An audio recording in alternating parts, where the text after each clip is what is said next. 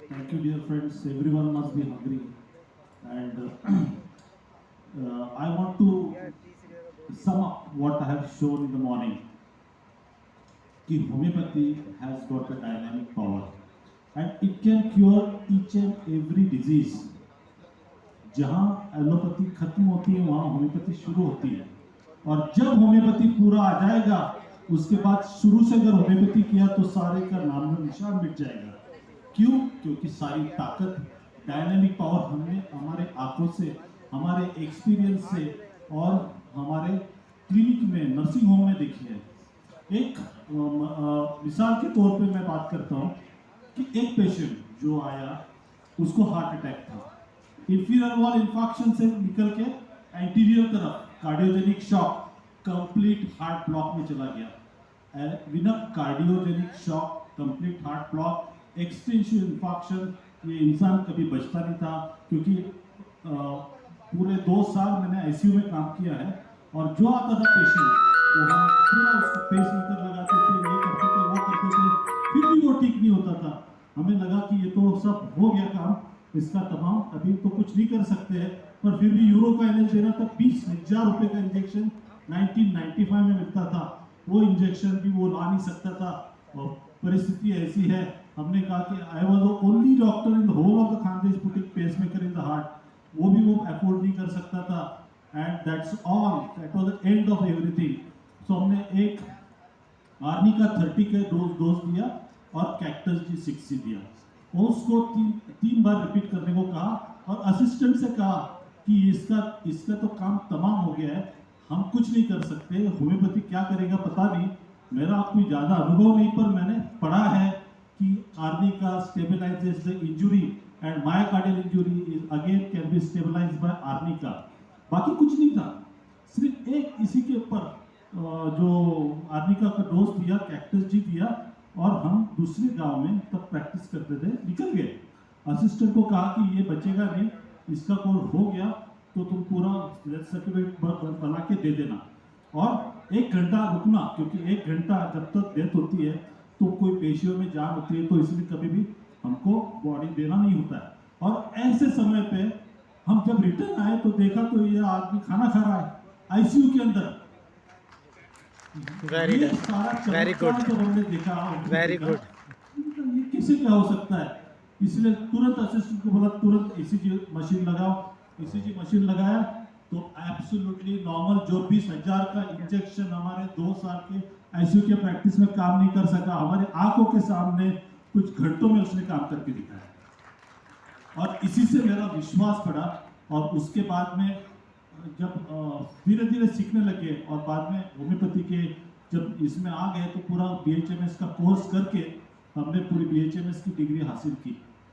उसके पहले एक बार एक बहुत बड़ी अच्छी बात है कि जो होम्योपैथी के बारे में कम समझते कि होम्योपैथी ये नहीं कर सकता, होम्योपैथी को कोई लिमिटेशंस नहीं, स्कोप ही स्कोप है। लिमिटेशंस हमारे नॉलेज में है, हमारे काबिलियत में है।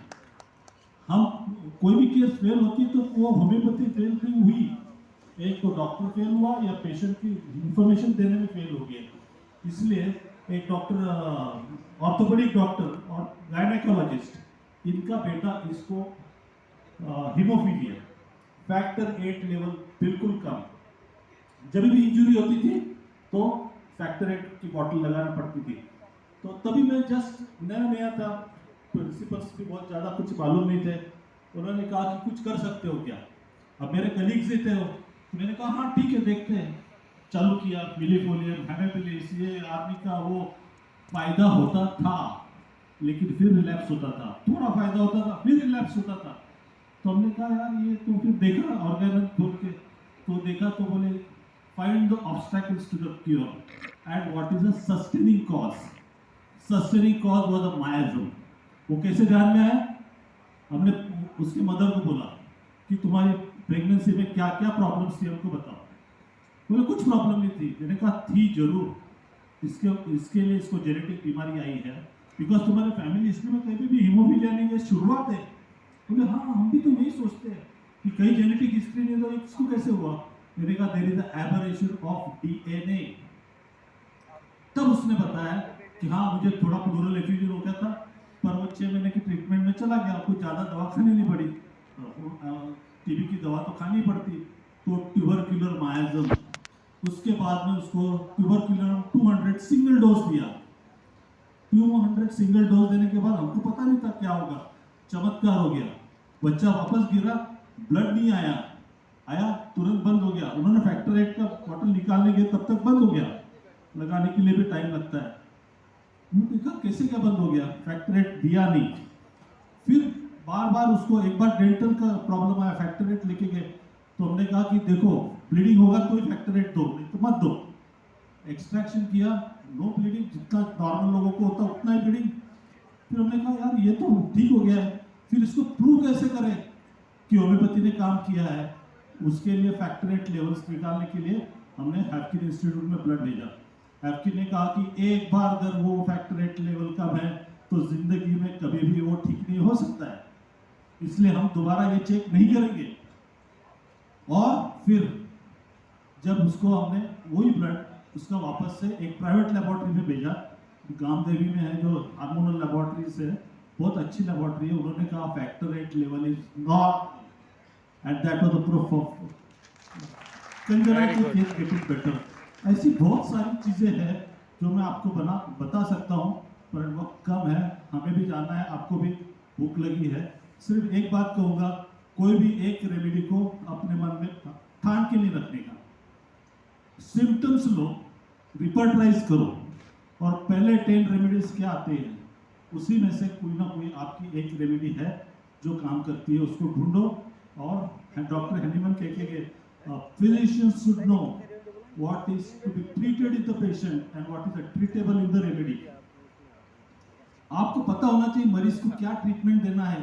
सिर्फ सिम्टम से जाओगे तो कई बार आपको रिजल्ट मिलेंगे नहीं मिलेंगे, पर आपको पता है कि हमको ये ट्रीट करना है, इसीलिए रिपर्टराइजेशन is very important.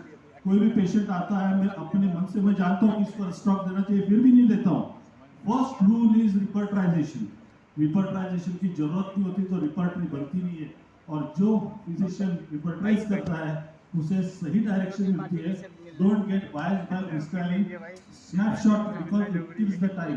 And third last thing मैं जो बताने जा रहा हूँ कि इमरजेंसी में वक्त बहुत इंपॉर्टेंट होता है। हम एक रेमेडी ले लिए, दिन भर बैठे, अगर सही रेमेडी दी है तो बुखार 1 घंटे में 0.2 से कम होना चाहिए। जहां वो रुक जाता है फिर रिपीट करो रेमेडी, फिर नहीं रुकता है वापस बढ़ता है, इसका मतलब आपका पार्शियल से मिनिमम है, फिर रेमेडी ढूंढो और दो। और 24 आवर्स टू 48 आवर्स में अगर कभी फीवर डाउन नहीं आया तो that means your patient is not going to get better, either he will get better on its own or go into complications, and then problem comes, the homeopathy has failed. Therefore you have to be on your toes, that when you are treating emergency you cannot waste time. That's all. Thank you so much. बहुत बहुत धन्यवाद। बहुत ही अच्छी बात और बहुत शानदार जानकारी से जुड़े आदरणीय पाटिल साहब, मैं आपका बहुत धन्यवाद व्यक्त करती हूँ। लेकिन उनके ऊंचाई के